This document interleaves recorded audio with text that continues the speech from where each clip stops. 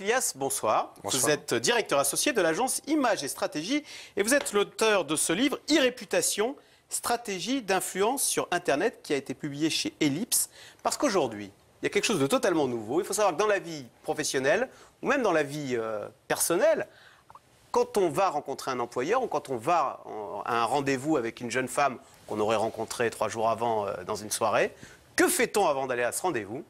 On tape son nom sur Google ou sur d'autres sites et paf, immédiatement, on sait des choses qu'on ne devrait peut-être pas savoir. Est-ce que c'est ça la réalité d'aujourd'hui? Un Français sur 2 dit avoir déjà googlé un ami, un voisin Googler, proche. ça veut dire rentrer le nom. Voilà, c'est un néologisme d'ailleurs intéressant, parce qu'on parle de googler. C'est probablement beaucoup plus en réalité. Je pense que maintenant, c'est un réflexe de la part des employeurs. D'ailleurs, les cabinets de recrutement le disent. Google et les réseaux sociaux sont devenus leur premier outil de vérification d'identité. Et là, immédiatement, alors on googleise son voisin aussi. Son voisin, son proche, son familier, son collègue, justement, c'est un petit jeu auquel chacun peut se livrer. Et donc, immédiatement, une étiquette tombe. Alors, je suis désolé, Édouard Filias, je vous ai googlisé. Je vous en prie. Et très vite est apparu que vous avez fondé, c'était il y a longtemps, hein, vous avez fondé un parti politique alternative libéral. Donc, immédiatement, on vous colle une étiquette qui peut vous être nuisible dans la vie professionnelle. Dans la vie, on a plusieurs couches, on a tous une histoire personnelle. Et Internet, ce qui est intéressant par rapport à d'autres médias, c'est qu'il garde la mémoire de toutes ces étapes, ces couches, ces surfaces. Il se trouve qu'effectivement, dans ma vie, j'ai milité, j'ai été responsable dans une entreprise, j'ai eu plusieurs vies, une vie étudiante aussi. Et comme chaque Français aujourd'hui, des traces de ces vies successives restent sur Google. C'est horrible, ça. On ne peut plus repartir à zéro maintenant dans la vie. Il y a Internet qui, même si vous déménagez, Internet vous suit. Dans la mesure, bien sûr, où vous le souhaitez, parce que tout de même, en militant, par exemple, pour reprendre mon exemple, j'ai dit beaucoup de choses publiquement, je me suis exprimé, donc j'ai pris acte, je n'ai pas subi ce qu'il est écrit sur moi sur Internet. C'est plus délicat dans la mesure où on ne décide pas. Par exemple, ça arrive, même si moi je n'ai rien fait pour être sur Internet. Ma vie va être sur Internet malgré moi. Absolument. Donc un tiers parle de vous, en mal ou en bien, ou croit bien faire. Quelqu'un renseigne sans vous demander un profil, une fiche, un annuaire par exemple. Et vous voilà sur les résultats des moteurs de recherche. Ou bien vous êtes dans une soirée, quelqu'un filme. C'est justement l'objet d'un petit clip de sensibilisation que vient de faire la CNIL, la Commission nationale informatique et liberté, qui précisément donne cet exemple. Une soirée qui tourne mal et il y a quelqu'un qui a filmé. Et cette soirée dégénère, et immédiatement ce film va se retrouver sur Internet, et vous allez voir, les conséquences vont être immédiates. On regarde ce clip pour sensibiliser les jeunes. Putain, mais t'es vraiment qu'un pauvre type. Tout le monde se fout de sa gueule maintenant qu'ils ont vu la vidéo. Tu veux qu'ils se foutent en l'air ou quoi? Ça il y a rien à expliquer, je l'ai vu la vidéo. Mais si moi je t'en fais fois. Mais t'es con, quoi. Tu veux rien dire en plus. Mais moi je suis trop conne. Vas-y, attends, je veux plus te voir. T'as vu ce que t'as fait? T'es con, quoi? Mais de quelle vidéo vous me parlez? Attendez, je suis leur preuve, leur preuve. Mais de quoi est-ce que vous parlez? Il a rien fait. Putain, mais t'as pas mis la vidéo sur le net? Ah là, on est dans la merde. Non, c'est toi qui es dans la merde. Moi, j'y suis pour rien, j'ai rien fait.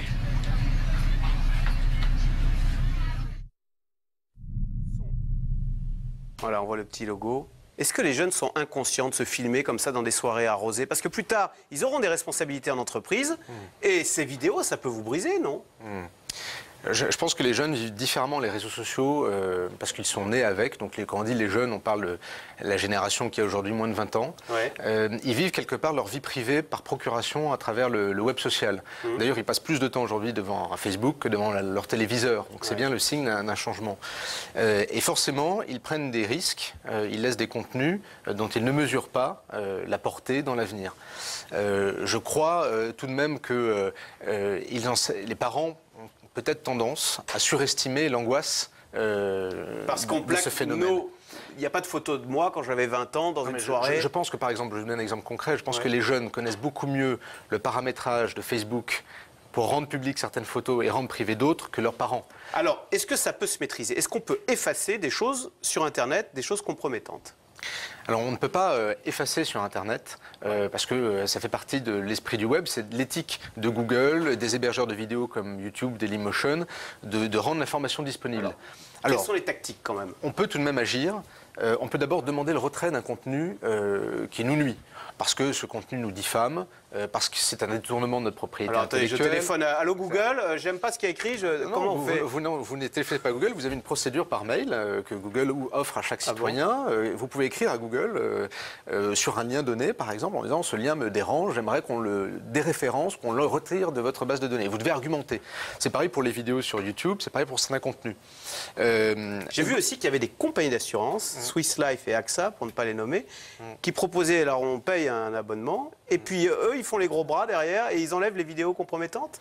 Oui, alors il faut lire les petites conditions. Parce que, bon, d'abord, il faut saluer ces publicités, ces offres qui sont dans l'air du temps, qui sont innovantes. Ça marche. Enfin, les petites conditions, les conditions, c'est important. Par exemple, si c'est un contenu que vous avez mis vous-même sur Internet, l'assurance n'est pas responsable. Si c'est un contenu qui est lié à votre activité associative ou professionnelle, l'assurance n'est pas responsable. Ça enlève quand même beaucoup de problèmes possibles. D'autre part, il faut savoir que pour ce qui reste, une démarche juridique, par exemple un avocat qui écrit un mail, ou ne serait-ce qu'un mail bien envoyé suivant les procédures prévues par les hébergeurs, suffit.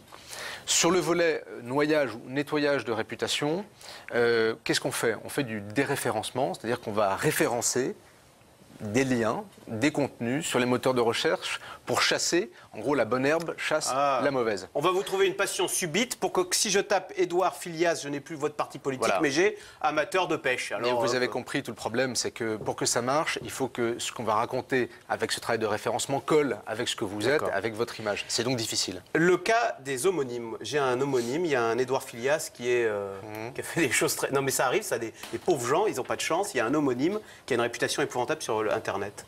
En fait, la question que vous posez, c'est celle de l'identité numérique.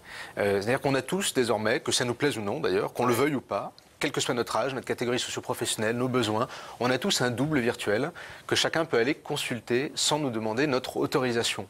Ce double, il encaisse les différentes couches de mémoire, il est disponible à tout instant sur la Terre entière. Ça pose quand même un... En fait, ceux qui s'appellent Mohamed Merah, aujourd'hui, ils ne peuvent plus aller sur Internet. Avant, oui, alors Mohamed Merah, aujourd'hui, effectivement, il y en a eu plusieurs Mohamed Merah qui disent avoir eu un gros problème de visibilité. Alors comment faire ? Pourquoi pas imaginer demain d'avoir une carte d'identité numérique, c'est-à-dire un site où chacun puisse se présenter, s'il y a des homonymes, que les différents homonymes puissent coexister. Voilà. Allez, Édouard Filias, il y a quand même du bon sur Internet. J'ai tapé votre nom. Il y a aussi que vous avez fait HEC Sciences Po. Ça, c'est fantastique. Vous n'avez même plus besoin de le dire maintenant. Tout le monde le sait. Bon. Comme 2 ou 3 petits conseils pour faire la promotion de soi-même sur Internet, sur le web. Allez. Le premier conseil professionnel, c'est de soigner ses pages sur les réseaux sociaux professionnels, qui sont Viadeo et LinkedIn. C'est ce que j'ai fait d'ailleurs en remplissant soigneusement mon CV numérique. On peut mentir, embellir. C'est vivement déconseillé parce que vous pouvez mentir. Sur France 5, mais non, mais vous mentez à une personne et peut-être que vous en tirez. Si vous laissez quelque chose sur Internet qui relève du mensonge, vous le dites à beaucoup de monde. Tôt ou tard, vous risquez d'être confondu. Ça va se savoir si vous n'avez pas fait HEC et que vous dites que vous l'avez fait. Absolument. Mais chacun pourra vérifier que j'ai fait HEC. Ensuite, vous pouvez évidemment vérifier vos alertes, c'est-à-dire surveiller sur Google ce qui est publié sur vous. Google Alert, c'est un logiciel très pratique qui est accessible depuis la page d'accueil de Google. À chaque fois que vous êtes cité sur Internet, vous recevez un mail. Voilà de quoi au moins prévenir les éventuelles difficultés. Bon, bien. Bah, en tous les cas, oui, c'est un monde totalement nouveau qu'il faut appréhender. Vous trouvez que c'est difficile quand même aujourd'hui pour les jeunes. Il faut quand même surveiller. Il faut penser à son futur dès qu'on a 18 ans, dès qu'on a 17 ans. Oui, effectivement, je pense que ça pose pour les jeunes un vrai problème parce que peut-être que ça ne les aide pas à comprendre la différence entre la vie privée et la vie publique. Et donc la technologie a peut-être là, de ce point de vue-là, un rôle néfaste. Ben, merci Édouard Filias d'être venu nous parler de cette stratégie, web stratégie. Je rappelle que vous êtes directeur associé de l'agence Images et Stratégie et on trouve tout sur Internet. Merci, restez avec nous tout de suite. Yves Calvi, peut-on croire Bachar el-Assad? Depuis ce matin, on le sait, en Syrie est entré un cessez-le-feu, entré en vigueur. Mais déjà, on dénombre 3 morts à la mi-journée. Bachar el-Assad va-t-il se maintenir jusqu'au bout au pouvoir comme l'a fait son père par la force, Hafez el-Assad? C'est dans l'air est intitulé ce soir Assad, tueur de père en fils.